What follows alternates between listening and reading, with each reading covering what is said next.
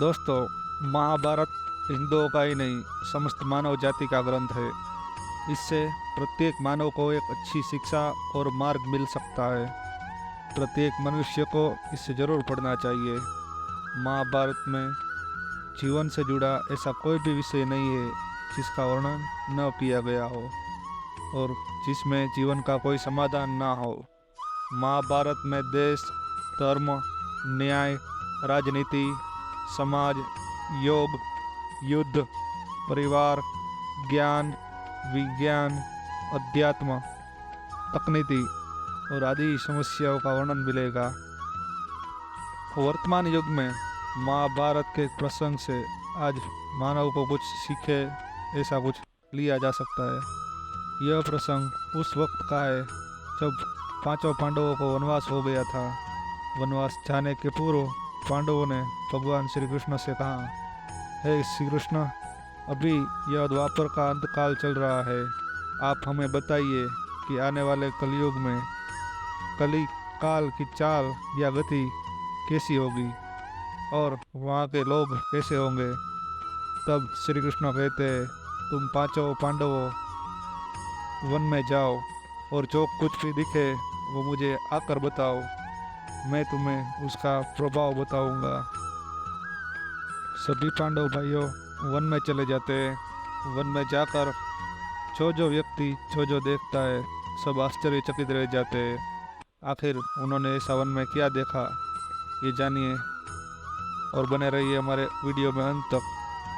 सबसे बड़े भाई युधिष्ठिर ने देखा कि एक हाथी है और एक हाथी की दो सूंड है। ये देखकर युधिष्ठिर का आश्चर्य का ठिकाना नहीं रहा कि अगर एक हाथी है तो उसकी सूंड दो कैसे हो सकती है। अर्जुन दूसरी दिशा में भ्रमण कर रहे थे। कुछ दूर जंगल में जाने के बाद उन्होंने देखा और वो भी आश्चर्य में पड़ गए। उन्होंने देखा कि कोई एक पक्षी है और उस पक्षी के पंखों पे वेद की ऋचाएं लिखी गई है। फिर भी वह पक्षी मुर्दे का मांस खा रहा है। आखिर ऐसा कैसे हो सकता है कि जिस पक्षी की पांखों पर वेद की ऋचाएं लिखी हुई है फिर भी वो मांस खा रहा है। अब तीसरा भाई था, वो भीम था। वो भी अपने भाइयों की तरफ भ्रमण पे आगे आगे जाते हुए देखता है कि एक गाय है, उसने बछड़े को जन्म दिया है और जन्म देने के पश्चात ही वो अपने बच्चे को इतना चाट रही है कि वो लहूलुहान हो गया है। भीम ये देखकर आश्चर्यचकित हो गया। तीसरी ओर सहदेव भ्रमण करते करते आगे बढ़ता है और आश्चर्य से देखता है कि वहाँ 6-7 कुएं हैं और आसपास के सभी कुएं में पानी है, किंतु जो बीच वाला कुआं है वो बिल्कुल खाली है। बाकी के सभी 5-6 कुएं थे जिसमें पानी है और ये बीच का कुआं खाली है। ये देखकर सहदेव को और आश्चर्य हुआ कि ऐसा कैसे हो सकता है। अब पांचवा भाई भ्रमण करते करते आगे बढ़ता है तो वो भी एक आश्चर्यजनक घटना को देखता है। नकुल देखता है कि एक पहाड़ के ऊपर से एक बड़ी सी शिला लुढ़कती हुई आ रही है और वो न जाने कितने ही वृक्षों में टकराकर उनको नीचे गिराते हुए आगे बढ़ रही है। विशालकाय वृक्षों में भी उसको रोकने की कोई क्षमता नहीं थी। इसके अलावा वह शिला कितनी अन्य शिलाओं के साथ टकराई फिर भी वह रुकती नहीं है। लेकिन अंत में वो एक अत्यंत छोटे पौधे के स्पर्श होते ही वह स्थिर हो जाती है और रुक जाती है। नकुल आश्चर्यचकित हो गया कि यह कैसे हो सकता है। अब पांचों भाई लौटकर वापस आते हैं श्री कृष्ण के पास और श्री कृष्ण से बताते हैं। सबसे पहले बड़ा भाई युधिष्ठिर कहता है कि मैंने 2 सूंड वाले हाथी को देखा, यह मेरे लिए बहुत ही आश्चर्यजनक है। तभी श्री कृष्ण बताते हैं, हे धर्मराज, अब तुम कलिकाल की सुनो। कलिकाल में ऐसे लोग और ऐसे लोगों का राज्य होगा जो दोनों ओर से शोषण करेंगे, बोलेंगे कुछ और करेंगे कुछ और, मन में कुछ और होगा और कर्म कुछ और करेंगे। ऐसे ही लोगों का राज्य होगा और इससे तुम पहले राज्य कर लो क्योंकि कलयुग बहुत जल्द आने वाला है। युधिष्ठिर के पश्चात अब अर्जुन की बारी थी। अर्जुन ने कहा कि हे वासुदेव, मैंने देखा, वो बहुत ही आश्चर्यजनक था। मैंने देखा कि एक पक्षी की पाँखें जिस पर वेदों की ऋचाएं लिखी हुई है, और फिर भी वो पक्षी मुर्दे मनुष्यों का मांस खा रहा है। आखिर ऐसा कैसे हो सकता है? तब श्री कृष्ण कहते हैं, इसी प्रकार कलयुग में ऐसे लोग रहेंगे जो बड़े ज्ञानी और बड़े ध्यानी कहलाएंगे। वे ज्ञान की चर्चा तो करेंगे, लेकिन उनके आचरण राक्षसी होंगे। बड़े पंडित और विद्वान कहलाएंगे, किंतु वे यही देखते रहेंगी कि कौन सा मनुष्य मरे और हमारी संपत्ति उसके मरने से बढ़ जाए। है अर्जुन, संस्था के व्यक्ति विचारेंगे कि कौन सा मनुष्य मरे और संस्था हमारे नाम हो जाए। हर जाति, हर धर्म के प्रमुख पद पर बैठे लोग विचार करेंगे कि कब किसका श्राद्ध हो, कौन कब किस पद पर से हट जाए और हम उस पर चढ़े। चाहे कितने भी बड़े लोग होंगे, किंतु उसकी दृष्टि सिर्फ धन और पद के नाम के ऊपर ही होंगी। अर्जुन के प्रश्न के पश्चात भीम बोलता है कि मैंने एक गाय को देखा जिसने अभी अभी बछड़े को जन्म दिया है, और वो अपने बछड़े को इतना चाट रही है कि बछड़ा लहूलुहान हो गया है। तब श्री कृष्ण बताते हैं कि कलयुग का मनुष्य शिशुपाल हो जाएगा। कलयुग में बालकों के लिए ममता इतनी बढ़ जाएगी कि बच्चों को अपने विकास का अवसर ही नहीं मिलेगा। मोह माया में ही कर बर्बाद हो जाएगा। अगर किसी का बेटा घर छोड़कर साधु बनेगा तो हजारों व्यक्ति उसके दर्शन करेंगे और उसके बारे में अच्छी अच्छी बातें बोलेंगे।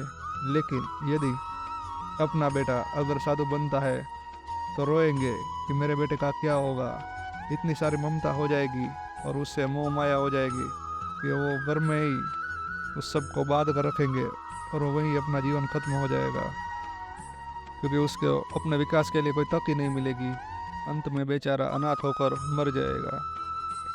भीम के बाद सहदेव पूछता है, हे कृष्ण, मैंने जो देखा उसका क्या मतलब होता है? मैंने यह देखा कि 5, 6, 7 कुएं भरे हुए हैं और उसमें एक कुआं ऐसा है जो बिल्कुल खाली है।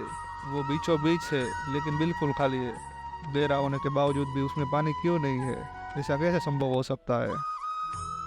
तब श्री कृष्ण कहते हैं कि कलयुग में धनाढ़ लोग लड़के या लड़की की विवाह में, मकान या उत्सव में, छोटे बड़े उत्सव में लाखों रुपए के खर्च कर देंगे, लेकिन पड़ोस में यदि कोई भूखा प्यासा है तो वो कोई नहीं देखेगा। उसका पेट भरा है या नहीं वो कोई नहीं देखेगा। उनका अपना ही कोई सगा भूख से मरा जा रहा है, किसी को पैसों की ज़रूरत है तो वो कोई नहीं देखेगा। दूसरी ओर मौज, मदिरा, मांस, सुंदरता और व्यसन, उसमें ऐसे पैसे उड़ा देंगे, लेकिन किंतु किसी को आंसू पहुँचने के काम में नहीं आएंगे, उसमें कोई रुचि नहीं लेगा। कहने का तात्पर्य यह है कि कलयुग में अन्न के भंडार होंगे, लेकिन फिर भी लोग भूख से मरेंगे। सामने महलों होंगे, बंगलों में सो आराम चल रहा होगा, लेकिन पास की कोई झोपड़ी में आदमी भूखे मरे जा रहे होंगे। एक ऐसी जगह पर असमानता अपने चरम पर होगी। सहदेव के बाद नकुल की बारी थी। वह श्री कृष्ण से पूछता है कि मैंने ऐसा आश्चर्य देखा कि यह एक बड़ी सी चट्टान थी जो पहाड़ से ऊपर से लुढ़कती आ रही थी। बड़े बड़े वृक्षों, बड़े बड़े चट्टानों से वो टकराती आ रही थी, फिर भी वो रुकती नहीं थी और वो वृक्ष को तोड़ के नीचे आ जा रही थी। लेकिन फिर एक ऐसा मौका आया जब वो चट्टान रुक गई और वो रुकी। वहाँ पे एक छोटा सा पौधा था जिसके सहारे वो चट्टान रुक गई थी। ऐसा कैसे हो सकता है? तब श्री कृष्ण बताते हैं कि कलयुग में मानव का मन नीचे गिर जाएगा, उसका जीवन पतित हो जाएगा, और यह पतित जीवन तन की शिलाओं से नहीं रुकेगा और ना ही सत्ताओं के वृक्षों से रुकेगा, किंतु हरि एक ऐसा नाम होगा जिससे हमारा जीवन धन्य हो जाएगा। ये हरि एक नाम का एक पौधा है। हरि कीर्तन एक छोटे से पौधे जैसे मनुष्य का जीवन पतन होने से रुक जाएगा। तो दोस्तों, ऐसे श्री कृष्ण ने कलयुग के बारे में कैसी चाल रहेगी या कैसी गति रहेगी, इसके बारे में सभी पांडवों को सूचित किया। दोस्तों, सतयुग में शिवा, त्रेता युग में राम द्वापर युग में श्री कृष्ण और कली काल में भगवान बुद्ध हिंदू धर्म के केंद्र में है। लेकिन श्री कृष्ण के धर्म को भूत, वर्तमान और भविष्य का धर्म बताया गया है। श्री कृष्ण का जीवन ही हर तरह से शिक्षा देने वाला है। महाभारत और गीता विश्व की अनुपम कृति है, एक बार उसे जरूर सुनिए।